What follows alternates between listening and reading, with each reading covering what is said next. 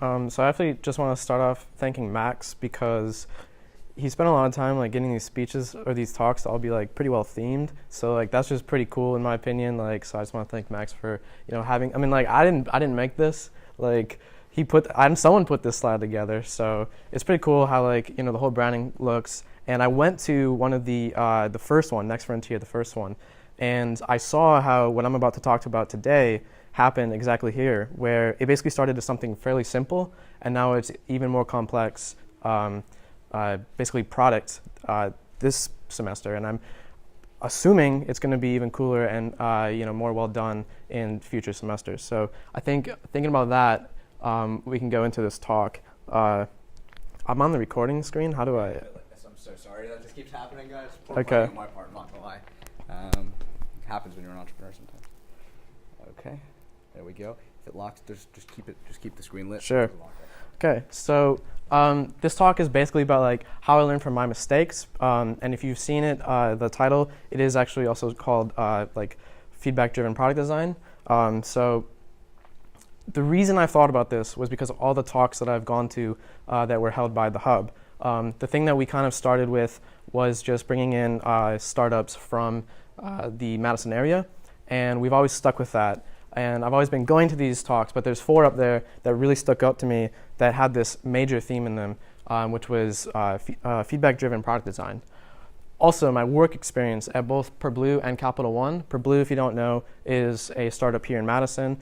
You should intuitively have figured that out since it was up there, and I said we do talks from Madison startups. So anyway, my work experience also taught me this concept. And here it is, feedback-driven product design. So first you build an MVP and continue designing the product around user feedback. This is a very not nuanced idea. It's something that I think most of us do in our own lives, and it's something that we know we have to do.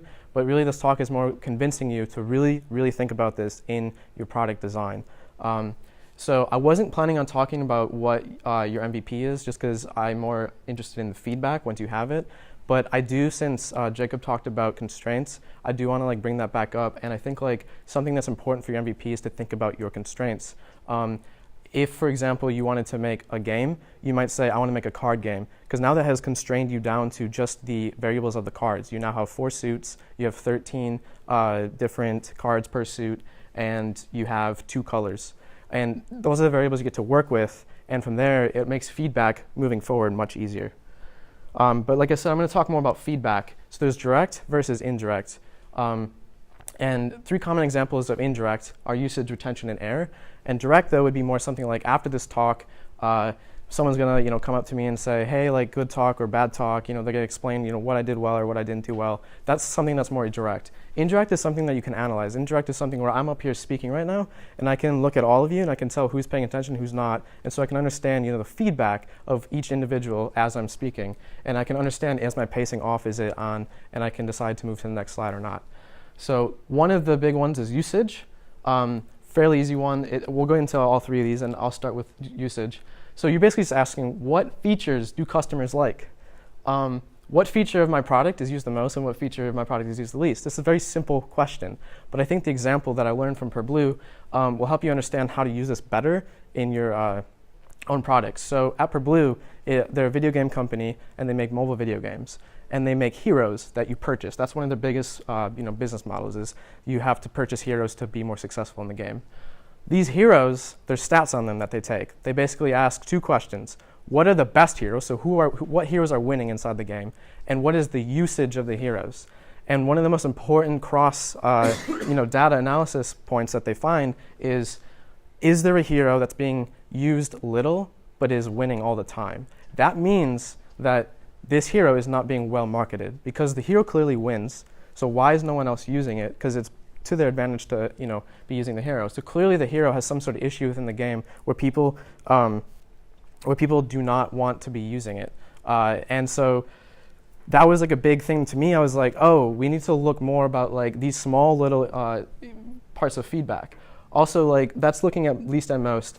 With the Hub, similar thing, right? We run events, and we're just asking ourselves, is this event having a lot more people or a lot less people? And we can we're basically just doing typical, scientific method type analysis. So that's kind of what usage is. And I'll go to the next slide.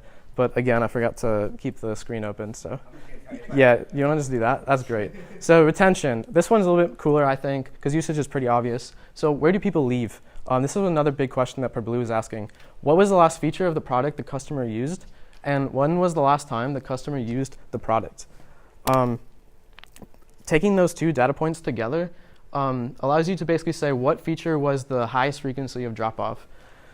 So at Perblue, they would look and they would say, oh, this part of my feature, so maybe it's like the tutorial, maybe it's level 40. This part of my feature, this game state, is a very common game state where people are just done. They haven't been back into this app for like a month. And so that game state actually ended up typically being level 40. When people were at level 40 and they hadn't purchased many heroes, they start to drop off. And the pretty clear answer when you knew them, when you knew like the stats around the rest of it, was that people at level 40 suffer from like a wall, where basically they now have to, they are faced with the question, should I buy a hero? They can no longer be better than other people at that level. So part of what they try to do is take that and try to create the like linearity of it and spread it out more so that it didn't feel like level 40 was like this and it was a little bit more like this. And so that was one thing that we could do using just general feedback. The hub is a similar thing where it's just kind of like similar to usage where you just look at who's returning to each event. That's clear retention. And so we can pinpoint which events are people not returning to. And something we learned actually from retention was that we weren't doing community, that we weren't at our events having people meet each other, so they had little reason to come back. And so we realized, oh, the part of our product that we need to change is having the events be more about community and have people like understand who is at those events. Last one is error. So this one, to me, allows you to find very, very pinpoint parts of your product that you need to fix. The other ones, again, are also like fairly easy concepts, but this one was like an eye-opening one to me at Capital One. So where is my product broken? Like where exactly do I need to fix it? What feature of my product caused the error for the user? What feature of my product is most involved with the errors? So with this, Capital One, we had to look at fixing the error of a credit card application. So you go in as a customer and you apply for a credit card. And the social security number was showing up in our data as something that caused the error every time. Like not every time, but like a lot of times. And we were able to just peek underneath that and look and see, oh, they're not filling it out. It's empty. People aren't filling out the social security number and then they're submitting it, and that's what's causing a lot of dropped errors, which is then causing drop-offs like retention, right? So you can almost see like this like scope going in. You're like, oh, low usage because of low retention, and oh, it's because of this error. So we're able to fix all of those things I talked about just by realizing the social security number is broken. And so here's how we fixed it. We saw that definitely password protected looking like characters cause some sort of feeling of secureness. And like the other thing too is to add this little tooltip right here. And it basically just tells you, if you click over it, that federal law requires us to obtain this. So now we're adding a layer of communication with the customer. And we're basically telling them, like, you got to fill this out. And when you do, trust us, it's safe, right? Even though like it doesn't matter, the only reason that the way it looks here matters for real security-wise would be if someone's looking over his shoulder. But like to them, they just feel more safe. That was our assumption. They would feel more safe if they felt like they were putting in like a password. So that was something we were able to fix, and when we did, we saw that the numbers were going down in terms of dropped applications. So those three examples just kind of like go over how you can set up feedback for your product, and you can slowly take something with like very small or a lot of constraints, so like very small amount of variables, and you can slowly develop those variables into a bigger and larger, more useful product. So then here's how I think.